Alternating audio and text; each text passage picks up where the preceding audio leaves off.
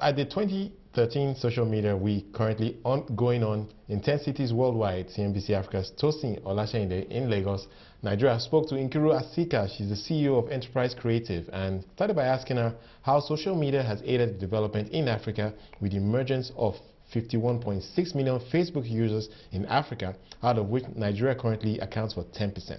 Take a look.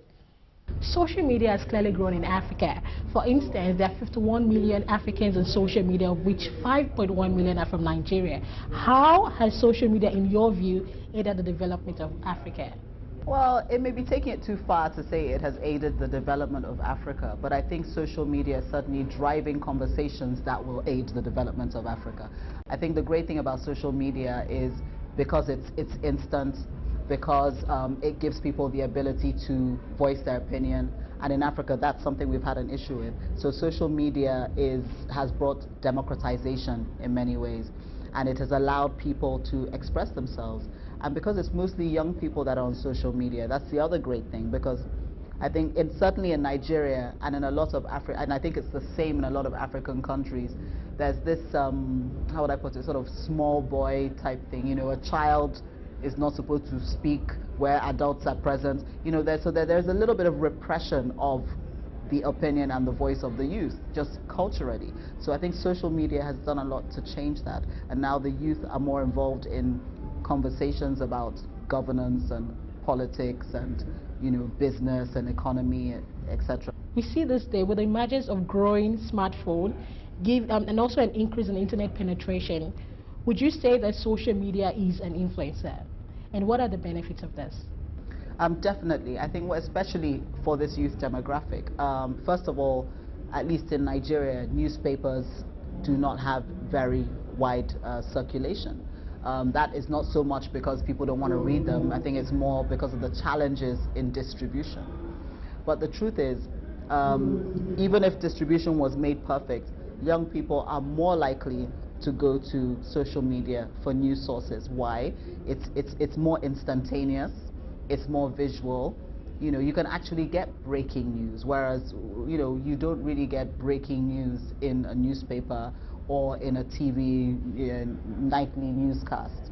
But you can go on Twitter and hear what people are saying, see, you know, footage of whatever is happening. How has the social media impacted the global perception of Africa, and what are the benefits? Well, what social media has done is, you know, is bring us closer to the rest of the world. I mean, bring the whole world closer together.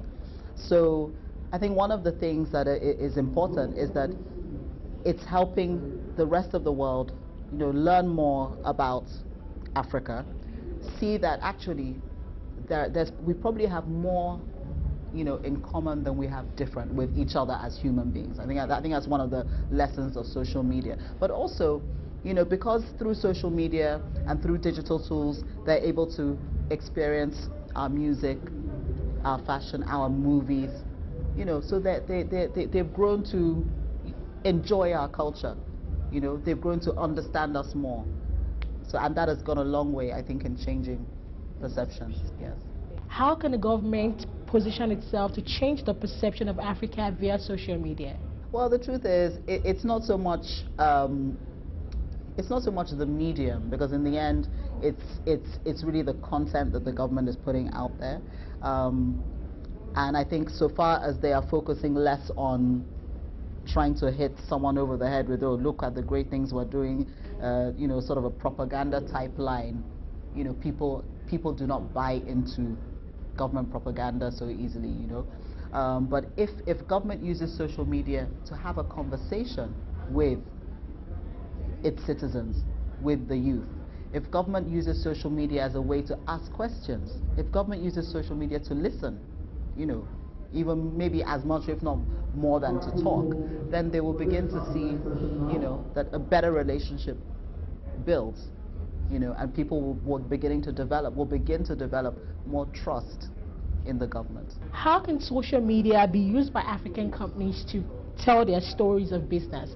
For instance, at the conference yesterday, you spoke about a bank that had a handicapped person working there. How can they tell people more about their day-to-day experiences? Well, I think the thing about social media, which companies have to realize, and that it gives you an opportunity to tell stories.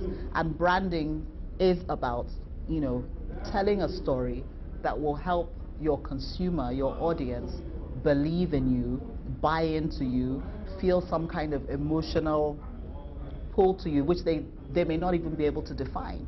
You know, there may be a brand you like, you don't even know what it is about, you know, why you prefer X type of, I don't know, drink to this. It could be wrapped up in some memory, but the truth is, it's all about stories. And if companies do not take advantage of the powerful tool that social media gives them to be able to, I keep saying converse, because that's really what it's supposed to be, a two-way thing. It's not about just putting information out there and hoping that somebody is listening and hoping that somebody cares. You know, it's also about finding out, what do you care about? And then saying, oh, you know what, we're doing this. What do you think? What's your opinion? You know, so that's how they will begin to develop that trust and, you know, really build brands that have value in the eyes of the consumer.